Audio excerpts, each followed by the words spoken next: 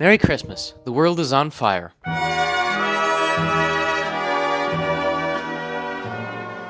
We'll meet again. Let's talk about movies. This is, after all, a film-centered channel. Here are some of the best movies of 2025.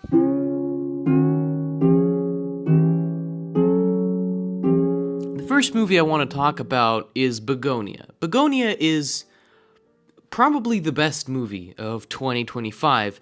It is a movie about how the conspiratorial mindset afflicts your brain, and how billionaires aren't people. I feel like the ending is about how we as a society seem to blame all the evils in the world on human nature instead of capitalism. And if you haven't seen the movie, you may not know what I'm talking about, but if you have, I'm sure that resonates. This is definitely a must-watch movie, and you really should see it. Next up on my list, The Disappearance of Josef Mengele, a film by a Russian exiled filmmaker, Kirill Serebrennikov, whom I love, and a film that really shows a sort of portrait of evil. It's essentially a character study rather than biopic of Josef Mengele, and it really is a disgusting and hard-to-watch movie that you want to turn off every, 5 seconds, and that is why I think it is a masterpiece that needs to be shown to everyone. This is the cruel face of fascism, the banality of evil, as Hannah Arendt put it, and it really is one of these movies that you never forget, and you shouldn't forget, because that is what we are fighting right now. That is the most prescient issue that exists, fascism. But more on that in the reality segment of this video. Another movie I want to talk about is The Toxic Avenger, a film that I didn't expect to be good because it's a remake of a trauma film from I believe the 70s. And, you really don't expect that kind of movie to be good. But it is. It's fun, it's gory, it's entertaining, and, it's also anti-capitalistic. I'm seeing a trend here of, leftist movies that I'm really enjoying this year, and there has been a great deal of great leftist films this year. Speaking of which, One Battle After Another, I feel like is also a great film that, it's very rare to see a movie that destroys the white savior trope by, having your white savior not do anything and be completely useless throughout the entirety of the film. And that is sort of a deeper commentary of how the revolution is up to the oppressed people of the world rather than, the whiteys. The whole final highway scene, which wasn't in the original script, which is a fun fact that I've learned recently, is just a masterpiece of suspense where the cinematography and the music and the tempo and the rhythm and the acting as well, and everything works in such a perfect way. It's genuinely a great sort of film. Then there are obviously horror films, because this year has been a great year for horror movies. I made a whole video about the fact that we're living in a horror renaissance, naming some great horror films that came out this year. And I think I'm just going to name them again, and if you want a more detailed sort of discussion of them, there's a whole video on my channel about that. Weapons, Clown in a Cornfield, 28 Years Later, Death of a Unicorn, Locked, Sinners, obviously, is a great film, and even The Monkey are the best horror movies of this year, and are some of the most entertaining cinema experiences that I've ever had. Horror movies and horror fans have had quite a good year. I have this script of films that I want to talk about in a very, like, when I saw these films order. So, this is very incoherent.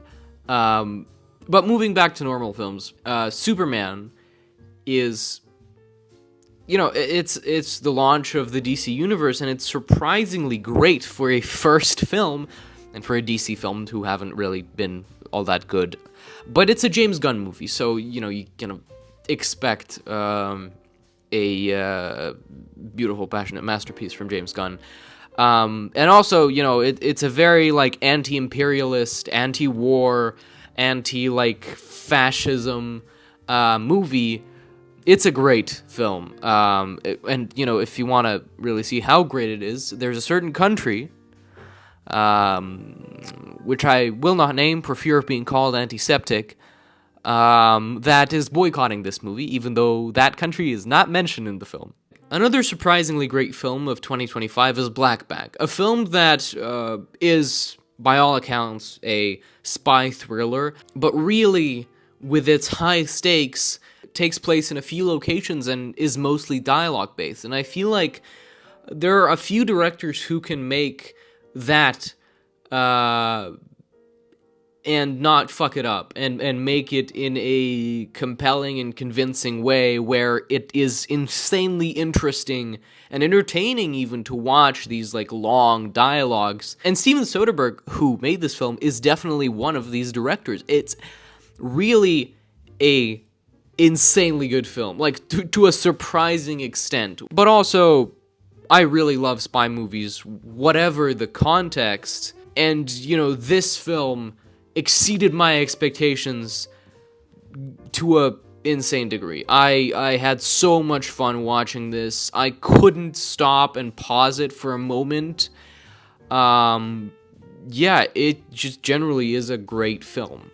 And finally, a film that I think has become more important as the year has gone by is Mickey 17, which is a movie that is greatly satirical, and which was shot before Trump won his second term. But after he did get elected the second time, this movie became so much more relevant, and it was meant to release, like, a few years back as a cautionary tale, but now it released, and it basically is just a satire and a depiction of what the U.S. pretty much is going through. It's a very hopeful movie. I will give a slight spoiler, because I hope everyone has seen it. It's a movie by the guy who directed Parasite, which, I mean, if that's not a selling point, I don't know what is.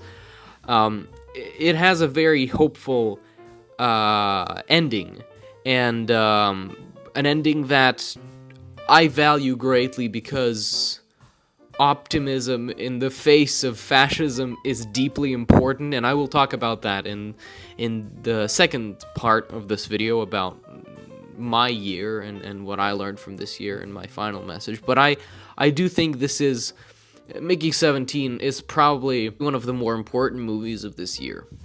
And with that, these were the best movies of 2025. I would also recommend the Andor series because, well, you know why. I'm pretty sure everyone's watched it by now. Let's talk about more important shit.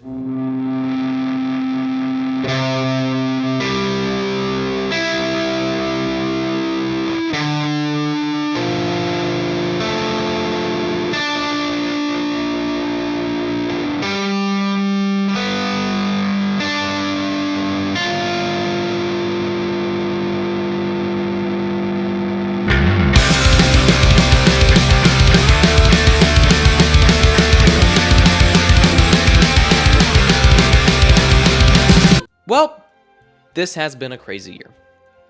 When I started writing this video a few weeks back, I thought I was going to use this segment to talk about my year.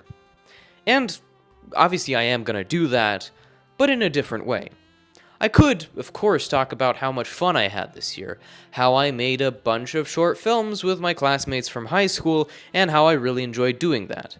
I could talk about how I passed the IB diploma and graduated high school. I could talk about how I got into university and how I'm enjoying my studies there to become a future filmmaker. And this would be a pretty good end-of-year speech if I actually did that. But there is no use to that anymore.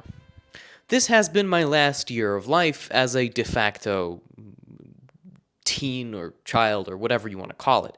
In 2026, I will turn 18 and officially become an adult.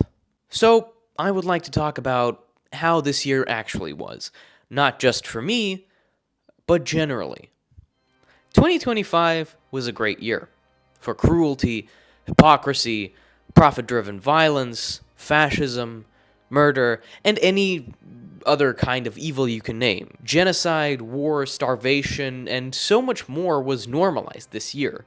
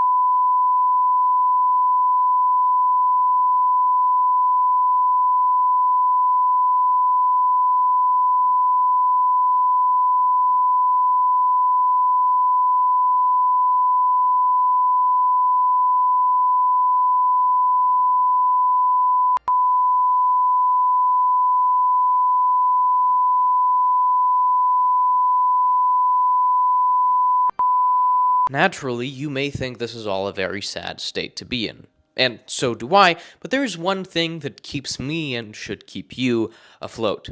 A better future is possible. If we can imagine it, then there is a possibility. Optimism in times of great turmoil is revolutionary and is the first step to a better future. Laughing in the face of a violent machine desperately trying to scare you into submission is on its own a rebellious act.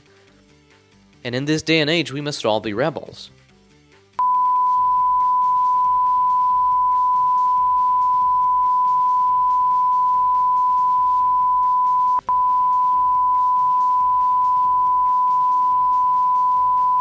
Have a happy new year. Let's hope it's better than the last. Oh, and fuck AI.